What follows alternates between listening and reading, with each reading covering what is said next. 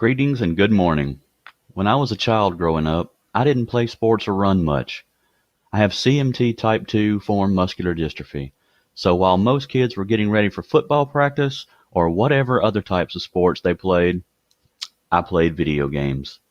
I grew up in a small North Mississippi town of about 3,000 people. We were always behind in technology.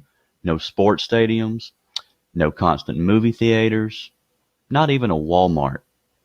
No chain restaurants, McDonald's, anything. The first computer I was able to get my hands on was an old home-built computer brought from my uncle from Texas when he moved here. 14.4 kbps modem and non-existent memory. I had to connect through AOL through a long-distance phone line and got in trouble many, many times for high phone charges, but it was all I wanted to do.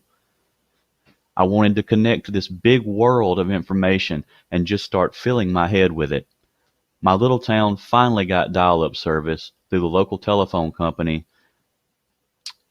and the bug hit me.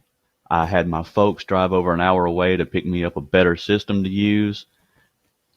The bug hit. Computer gaming, Doom, Quake, all the original first-person shooters. 24 hours a day sometimes. Unhealthy, I know, but hey, I was good at it.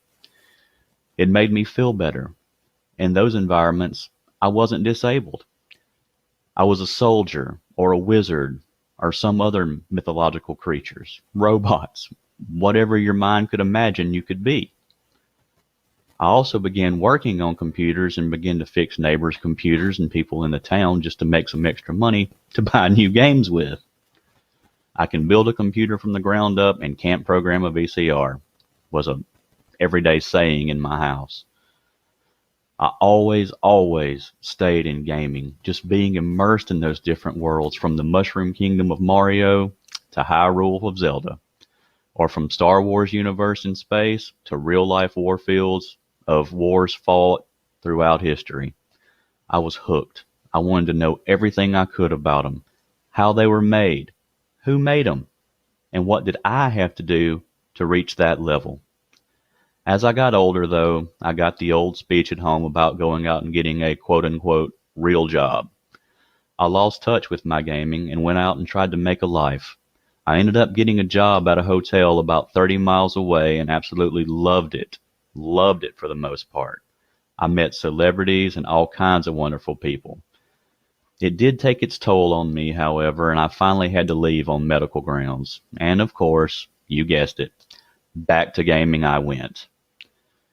One day, sitting here at my computer, playing a certain game that has now been emulated, no names mentioned, I was speaking to one of the server admins/developers of this emulated server, and we had a lot in common. We talked about gaming and coding and that I would love to learn. So a few days later, he asked me if I wanted to be on his staff. Now, I had played this game from its launch until about a year or so before the doors finally closed and it was taken offline. I even went so far as to go to conventions and speeches and all from the original developers and staff of this game, so I jumped at the chance to learn how to do this. It was my big break, so to speak. Over the course of the next several months, I got my own private development server launched. It was set up, and I dove headfirst into learning every single thing I could possibly learn, from in-game commands to behind-the-scenes code work. I was living my dream. One of my friends had introduced me to Full Sail, and I toyed with the idea of going back to school for a long time. But at 38 years old, it seemed a little far-fetched for me. How was I going to balance my daily life, a family, doctor's appointments, possible surgeries, gaming, my code work, and school? It hasn't been an easy task, but I managed to get enrolled in game design, and here I am. So what makes me different from all the other people wanting to work in the gaming industry, you ask? Why are you so special, you ask? Well, to be honest, I'm not special, and I'm not different.